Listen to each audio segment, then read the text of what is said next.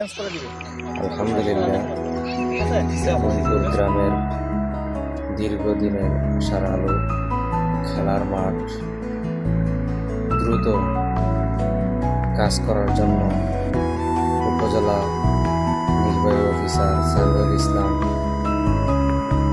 ভারপ্রাপ্ত চেয়ারম্যান কামাল উদ্দিনকে নির্দেশ দিয়েছেন দ্রুত কাজ ধরার জন্য। এটা মইনপুর গ্রামের খুবই একটি চাওয়া খেলার মাঠটি।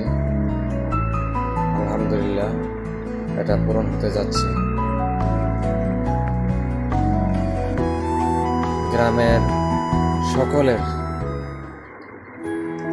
সার্বিক সহযোগিতা কাজটি শুরু হবে। এই 2-1 দিনের মধ্যেই কাজটি শুরু হবে। গ্রামের সকলের সার্বিক সহযোগিতা কামনা করছি।